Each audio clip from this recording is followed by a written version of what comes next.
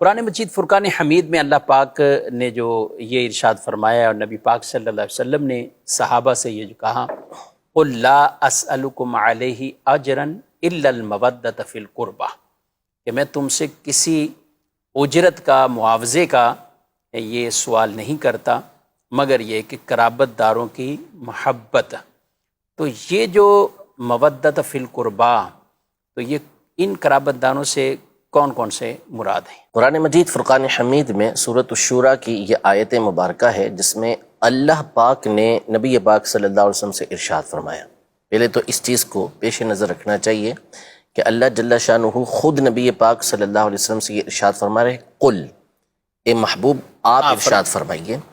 لا اسألکم علیہ اجرا، کہ یہ جو دین کی خدمت ہے، تبلیغ دین کرنا ہے، اللہ کی راہ کی طرف بلانا ہے، جنت کے راستے پر چلانا ہے، جہنم سے بچانا ہے، یعنی جو تمام کے تمام کام نبی پاک صلی اللہ علیہ وسلم سر انجام دے رہے ہیں، علیہ، اس پر میں تم سے کسی طرح کا معاوضہ نہیں چاہتا، اجر تم سے نہیں چاہتا مگر قرابت داری کی محبت۔ اب قرابت داری کی محبت سے کیا مراد ہے؟ مفسرین نے اس کی بہت ساری تفسیریں کی ہیں۔ ایک تفسیر یہ کی گئی کہ کم از کم اتنا تو لحاظ رکھو، کیونکہ آپ قریش کو دعوت دین دے رہے تھے تو اور عرب کو دعوت دین دے رہے تھے، تو ان کو کم از کم اتنا تو لحاظ رکھنا چاہیے کہ نبی پاک صلی اللہ تعالیٰ علیہ وسلم سے ان کی قرابت داری ہے، ٹھیک، تو اسی بنیاد پر نبی پاک صلی اللہ علیہ وسلم کا لحاظ کرتے، لیکن وہ تبلیغ دین کے اوپر نبی پاک صلی اللہ علیہ وسلم کو تکلیفیں پہنچانے لگے۔ یہ ایک تفسیر کی گئی۔ دوسری تفسیر یہ کی گئی کہ اس میں اللہ جل شانہ نے اس بات کا حکم ارشاد فرمایا ہے کہ نبی پاک صلی اللہ تعالیٰ علیہ وآلہ وسلم نے جو ہمیں دین کی طرف بلایا، اور ظاہر ہے کہ نبی پاک صلی اللہ تعالیٰ علیہ وآلہ وسلم کی ذات گرامی ہے تو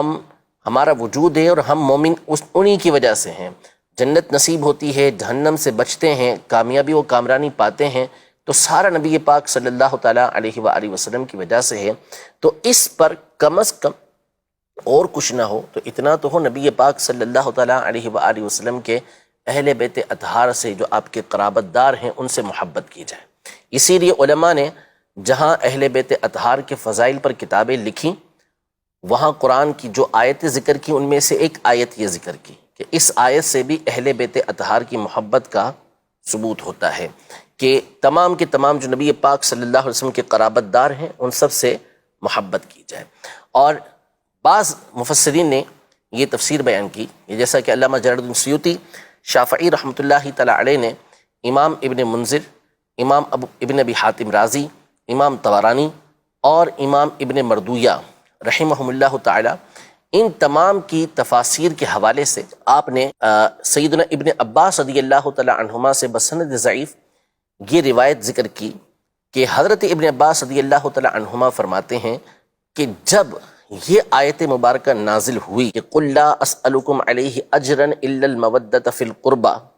تو صحابہ کرام علیہم رضوان نے نبی پاک صلی اللہ علیہ وسلم سے عرض کی، یا رسول اللہ صلی اللہ تعالیٰ علیہ وآلہ وسلم،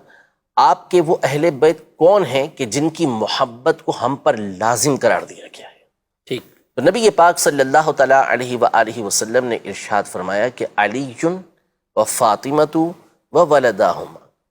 یعنی حضرت سیدنا علی، حضرت سیدہ فاطمہ اور ان کے بیٹے یعنی حضرت امام حسن اور حضرت امام حسین رضی اللہ تعالیٰ عنہم اجمعین، ان کی محبت اس آیت کے اندر لازم قرار دی گئی، واجب قرار دی گئی کہ ان سے محبت کرنا یہ نبی پاک صلی اللہ تعالیٰ علیہ وآلہ وسلم سے تعلق کا تقاضا کرتا ہے کہ ہم ان سے محبت کریں۔ تو اس آیت کی مختلف تفاسیر کی گئی ہیں، جن میں سے ایک تفسیر یہ ہے کہ اہل بیت اطہار بالخصوص جو حسنین کریمین رضی اللہ تعالی عنہما ہیں اور ان کے والدین یعنی سیدنا علی المرتضیٰ کرم اللہ تعالی وجہہ الکریم اور خاتون جنت بی بی فاطمہ زہرا رضی اللہ تعالی عنہا، ان سے محبت یہ لازم قرار دی۔